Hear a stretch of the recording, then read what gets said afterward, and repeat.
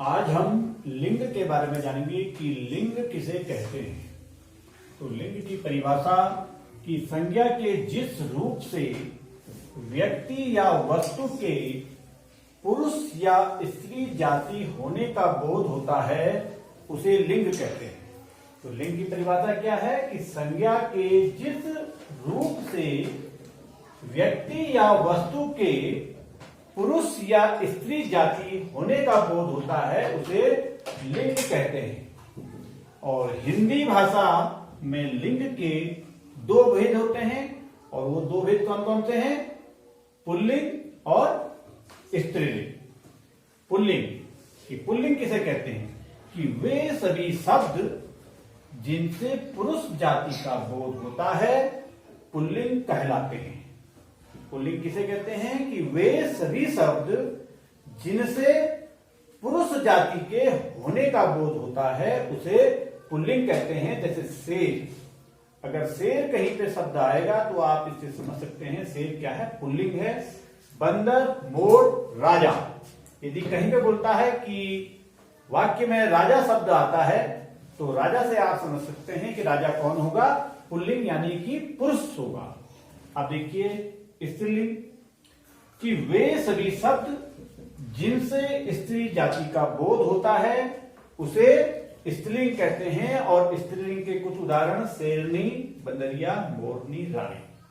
तो स्त्रीलिंग के बारे में भी आपको आना चाहिए कि वे सभी शब्द कि जिन शब्दों से स्त्री जाति के होने का बोध होता है उसे हम क्या कहते हैं, स्त्रीलिंग कहते हैं।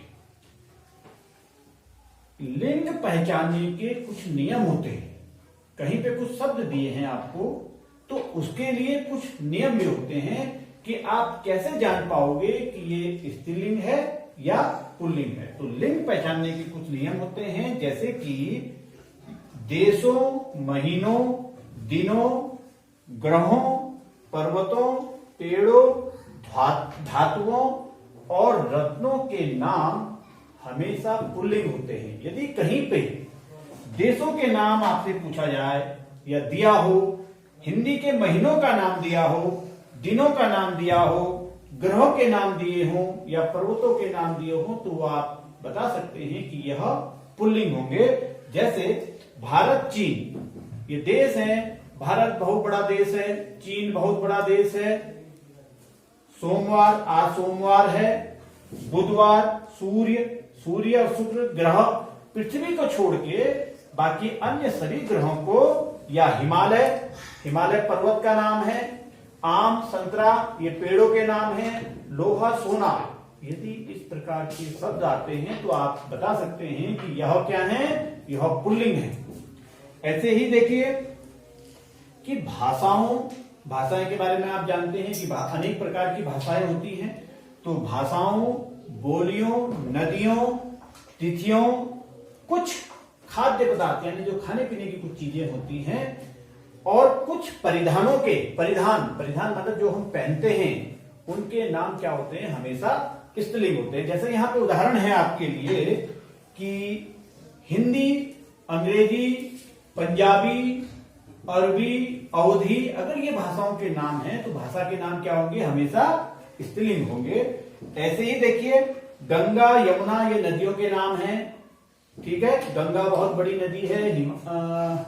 यमुना उत्तराखंड से बहती है। तो यहां पे आप देख रहे हैं कि स्त्री जाति का बोध हो रहा है। ठीक है, ऐसी दाल बहुत अच्छी हो रही है। रोटी बहुत मोटी, बहुत पतली बनी है।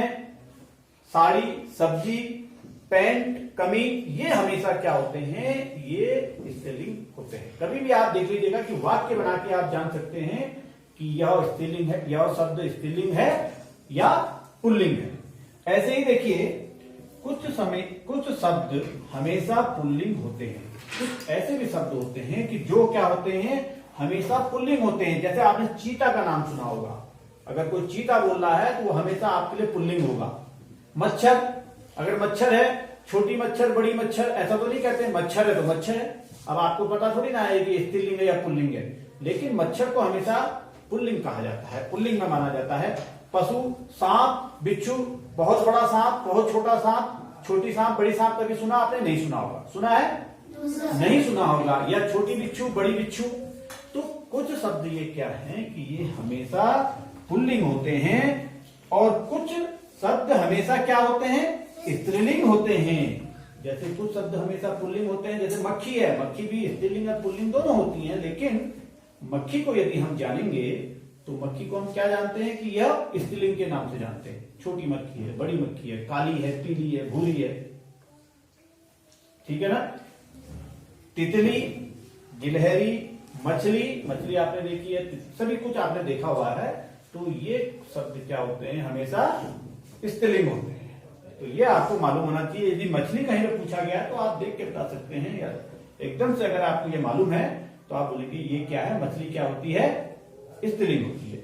ऐसे ही देखिए, कुछ शब्दों को स्त्रीलिंग और पुल्लिंग बनाने के लिए, कुछ शब्दों को स्त्रीलिंग और पुल्लिंग बनाने के लिए उनके पहले, यानी कि जो शब्द है उनके पहले हम क्या जोड़ देते हैं?